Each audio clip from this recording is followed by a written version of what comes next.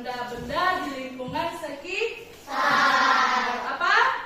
Benda-benda di lingkungan sekitar. Oke, nah ini adalah pelajaran selanjutnya, tematik terpadu yang dengan tema 1 yaitu benda-benda di lingkungan sekitar. Ayo kita lihat dulu tuh di sekitar kita apa aja benda-bendanya.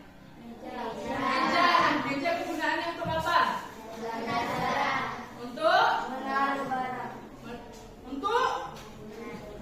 belajar. Nah, kursi gunanya untuk apa? Duduk. Papan tulis gunanya untuk apa? Menulis. Nah, ini adalah benda-benda di lingkungan sekitar kita yang berada di sekolah. Manfaatnya ada kan? Meja dan kursi dan papan tulis. Buka dulu bukunya. Nah, coba kita buka halaman 8-nya. Kita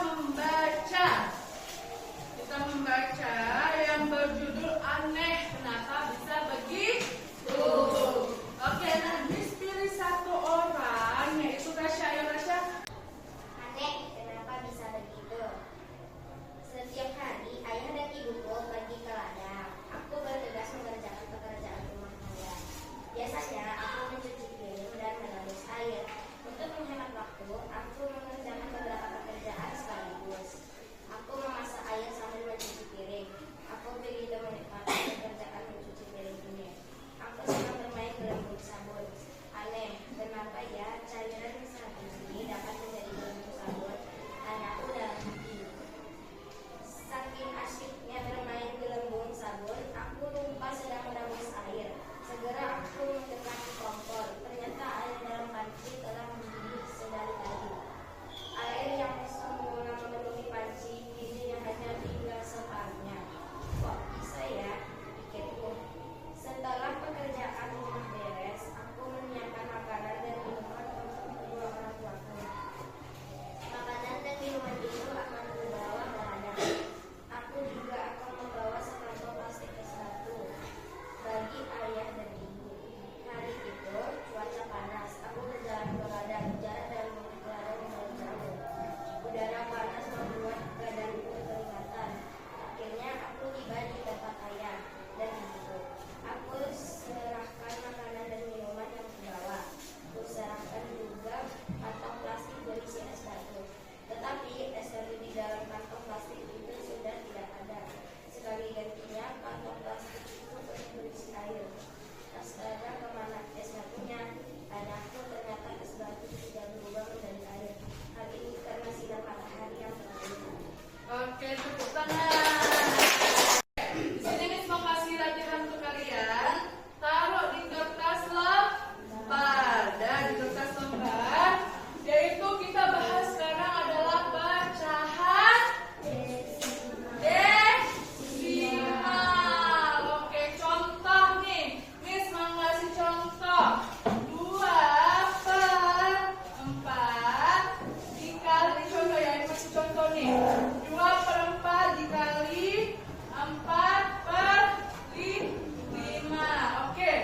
Nah, caranya itu adalah kita kalikan dulu. Di atasnya dulu kita kalikan. Kita kalikan yang di bagian atas. 2 kali 4 berapa? 8. 4 kali 5 berapa? 20. Oke, nah di bagian ini 8/. Nah, jadi jawabannya adalah 8/20. Karena bilangan yang masih besar, kita perkecil dulu. Nah, yaitu perkecilnya dengan cara dibagi. Angka berapa yang bisa dibagi angka 8 dan 20? 4. Dibagi ya? Udah paham yang tadi kan contohnya kan? Udah, Kalau udah paham, Miss kasih dulu kalian latihan. Yang pertama adalah soalnya. Oke, Miss panggil satu orang untuk maju ke depan. Ayo, Lili.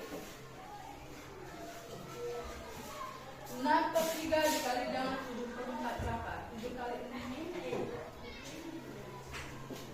Oke, terus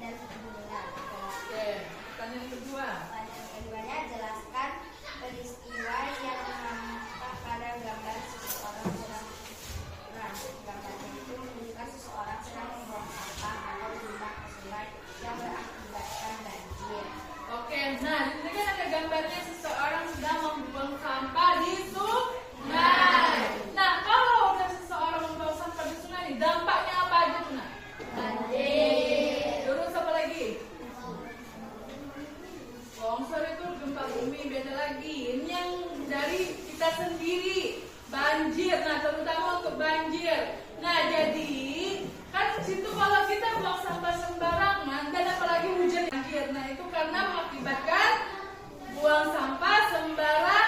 Nah, jadi makanya dia karena aliran yang enggak di sungai itu aliran yang enggak mengalir dan mengakibatkan banyak sampah. Jadi bertumpuk kan. Jadi saluran yang misalnya dari jalan ini kan salurannya. Nah, itu ketutup oleh sampah. Jadi airnya itu pada naik. Nah, jadi adalah namanya kebanjiran. Nah, oleh karena itu nih, Miss mau ngasih pertanyaan Raul. Nah, kalau kita buang sampah itu cocoknya di mana? Di tempat sampah. Oke, untuk selanjutnya yaitu materi terakhir itu adalah kita berdiskusi 4 kelompok. Oke, 4 kelompok. Nah, jadi